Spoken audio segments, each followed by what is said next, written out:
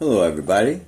I'm the Oregon Diecast guy, and this today is Oregon Diecast Racing. All right, folks, I'd like to welcome everybody to Carfax Friday. If you haven't already liked and subscribed, please do because you'll be helping this old man out. Okay, today's Carfax is presented to you by Vincent Banks Jr. Okay, Vincent Banks is one of my family members over here at Oregon Diecast Racing. And he customized these two GTOs for me and sent them to me as gifts. So, I want to thank Vincent Banks for being an awesome guy. And the funny thing about this paint is, okay, number one, I was almost unalived in a GTO that was this color. It didn't have the sparkles in it, but my brother had actually, it was this one. It wasn't a convertible, but he had the Judge. Okay, it was a green Judge. It wasn't the 69. So I had a close call with a telephone pole in this one right here. And another interesting fact about these colors that Vincent chose. Okay, so the Judge that I was in was this color, right? My first custom chopper was black, okay, with green and purple ghost flames. Okay, this sparkled between purple, green, and silver. So I thought it was pretty wild that he sent two cars in the color of a car that I had a close call in, and the colors of my my first chopper tank. So thanks, Vincent Banks, for bringing back some awesome memories, man. I appreciate that. So let's get into this Carfax here. Okay. The 1969 Pontiac GTO, which is this one right here, debut series was the 2005 First Edition's Realistics. Okay.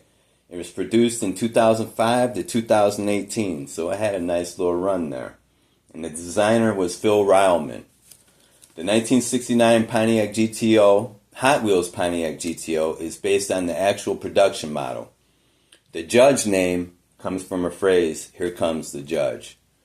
The 2005 version came in black with yellow, red, and white graphics, the Judge and GTO, on the hood and on the rear quarter panel.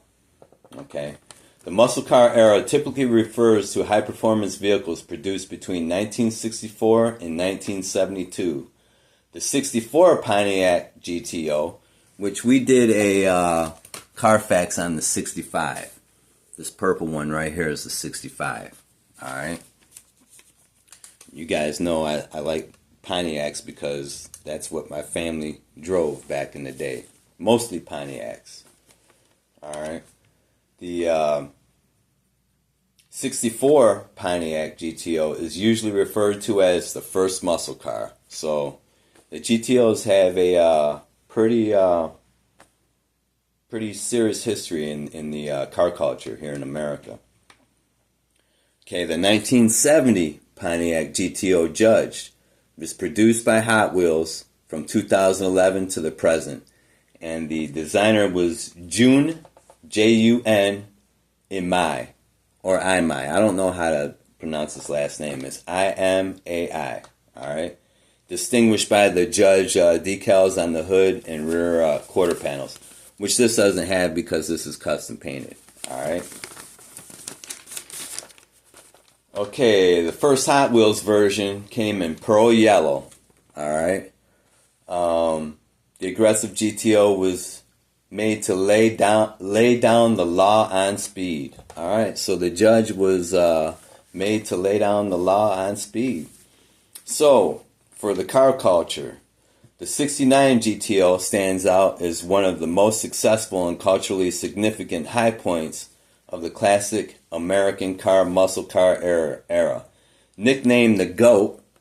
Okay, let's slide this one off to the side. Highlight this one real quick. Let's highlight this one real quick. All right. There we go.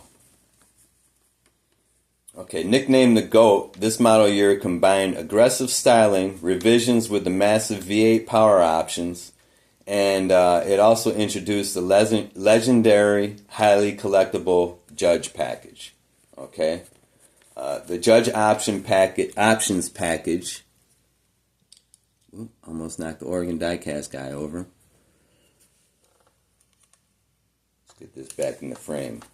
The Judge options package. Okay, to combat a 20% decline in sales, Pontiac introduced a special package named after the popular "Here Comes the Judge" comedy skit from the TV show Rowan and Martin's Laugh-In. Though originally intended to be a stripped-down, budget-friendly competitor to the Plymouth Roadrunner, it evolved into the ultimate premium GTO. Alright, that's something that I didn't know. That's a nice little piece of information. The rear spoiler was called the Salami Slicer, and it came with a blacked out grille. Alright, you see he's got the blacked out grille right there, and the Salami Slicer spoiler on the back. Okay, the signature color was the vibrant carousel red, which looks like bright orange. Alright. Okay, rarity. Pontiac built 6,725 hardtops and only 108 convertibles back in the day. Okay, making the drop tops especially rare and highly sought after by collectors. All right, the engine specs. Okay, they had an economy version, which was a 400 cubic inch motor, V8. It had 2-barrel carburetor on it. And it was rated at 265 horsepower with 397 foot-pounds of torque. Okay, the standard was a 400 V8 with 4-barrel carbs. It had 350 horsepower with 445 foot-pounds of torque. Okay, the third model that you could get was the Ram Air 3. Okay, which was 4-barrel, and it had a functional hood scoops, okay, and it was rated at 366 horsepower with 445 pounds of torque, okay, and the fourth option was the Ram Air 4, which had high flow parts, radical camshaft.